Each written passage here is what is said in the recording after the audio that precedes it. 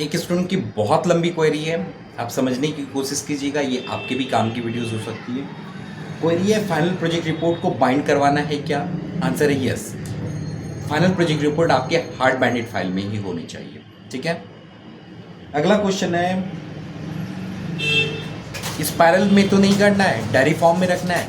हाँ, स्पाइरल में आपको प्रोजेक्ट रिपोर्ट सबमिट नहीं करना होता है। आप हार्ड बाइंडिंग फाइल बनाइए, बुक बाइंडिंग कराइए या प्रॉपर डायरी बाइंड कराइए, तो प्रॉपर बाइंडेड फॉर्म में होनी चाहिए। ठीक है ना, इन्होंने डायरी बाइंडेड वर्ड यूज़ किया, वो भी बुक बाइंडिंग की बात कर रहे हैं। ठीक है,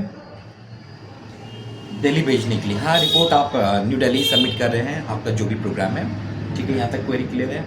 इसके बाद आपने पूछा है कि उस रिपोर्ट को जब स्पीड पोस्ट करेंगे तो इन्वेलप में रखेंगे तो इन्वेलप फट नहीं जाएगा? आंसर है यस, फट जाएगा। ऐसे केस में क्या करेंगे? क्योंकि इन्वेलप की साइज होती है A4, आपकी हार्ड कॉपी जो फाइल हो जाएगी प्रोजेक्ट की इतनी मोटी होगी, तो अगर उसको इन्वेलप में करेंगे तो नहीं होगा, नहीं भी हो सकता है, ये हो भी सकता है। तो आप ऐसा भी कर सकते हैं कि इन्वेलप में इन कीजिए, या आप अपने स्टेशनरी शॉप से पता कीजिए, वहाँ पे कुछ थोड़े बड़े साइज के इन्वेलप आपको मिल जाएंगे, उसमें इन कीजिए और फिर प्रॉपर वे में उसको बाइंड करा के सबमिट कीजिए। ठीक है, एक तरीका ये हो सकता है।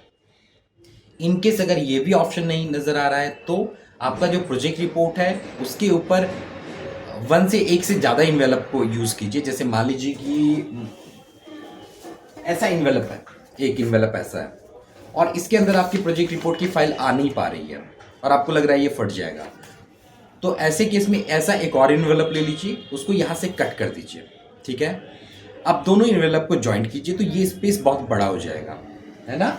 जैसे मान लीजिए कि अगर इस सेक्शन से थोड़ा सा कट कर दिया जाए और दूसरे इन्वेलप का भी पार्ट कट कर दिया जाए तो दोनों आपस में से जुड़ सकते हैं। जुड़ करके उसके अंदर प्रॉपर प्रोजेक्ट रिपोर्ट को डाल दीजिए, इसे फिल कीजिए, इसके ऊपर प्रॉपर सेलो टेप से बाइंड कीजिए। ठीक है, और 2 में प्रॉपर यूनिवर्सिटी का एड्रेस दीजिए, फ्रॉम में प्रॉपर एड्रेस दीजिए, फिर आप स्पीड पोस्ट कीजिए। तो ऐसे केस में आपकी फाइल प्रॉपर वे में पहुंच जाएगी। ठीक है, तो आप वो अपने प्रोजेक्ट रिपोर्ट के ऊपर टेप, सेलो टेप होता है ना, चौड़ी वाली सेलो टेप, उसको ज़रूर लगाइएगा। ठीक है, ताकि वहाँ पहुँचे तो इन्वेलप निकालें और आपका प्रोजेक्ट फाइल निकल जाए। ठीक है, आई होप आपकी क्वेरी सॉल्व हो गए होंगे। प्लीज रिप्लाई, कैसे पोस्ट करना है? पोस्ट कैसे करना है? स्पीड पोस्ट करना है आपको। जैसे आप स्पीड पोस्ट होता है उस फाइल को लेके जाइए जो बाइंडेड है, स्पीड पोस्ट में जाके उनको बताइए कि इस एड्रेस पे आपको स्पीड पोस्ट करना है, वो आपको एक रिसिप्ट दे देंगे और स्पीड पोस्ट हो जाएगा। ऐसे कर दीजिए। साथ में एक और क्वेश्चन है कि रेम्यूनरेशन बिल है वो कहाँ से मिलेगा? रेम्यूनरेशन बिल को आप छोड़ दीजिए, मत लगाइए, ज़रूरत नहीं है, आपके काम की नहीं है, इसकी वजह से आपकी जिम्मेवारी बढ़ जाएगी, तो रेम्यूनरेशन बिल छोड़ दीजिए। हालांकि कहाँ से मिलेगा, इस क्वेश्चन का आंसर है आपके प्रोजेक्ट गाइडलाइन में रेम्यूनरेशन बिल लगी हुई है, वहाँ से यूज़ कर सकते हैं। फ़ी पेमेंट रिसिप्ट कहाँ से लगाएं? ये क्वेश्चन थोड़ा अजीब है।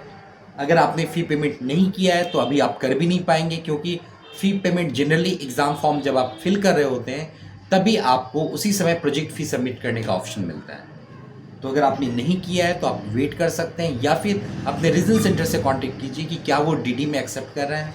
अगर आप एक्सेप्ट कर रहे हैं तो डिमांड ड्राफ्ट बना के आप सबमिट कीजिए, अगर नहीं कर रहे हैं तो ऑनलाइन का वेट कीजिए। जब आप फीस सबमिट कर देंगे तो उसकी रिसिप्ट लगाइए, देन कुरियर कीजिए या स्पीड पोस्ट। वैसे मैं प्रेफर स्पीड पोस्ट ही करता हूँ कि आप स्पीड पोस्ट ही करेंगे इन्वेस्टिगेट। मैंने आपकी क्वेरी के हर क्वेरी के आंसर मैंने दे दिए हैं। आई होप आपके सारे डाउट्स क्लियर होंगे। फिर भी अगर कोई क्वेश्चन है तो आप मुझसे पूछ सकते हैं। ठीक है, all the best, happy learning.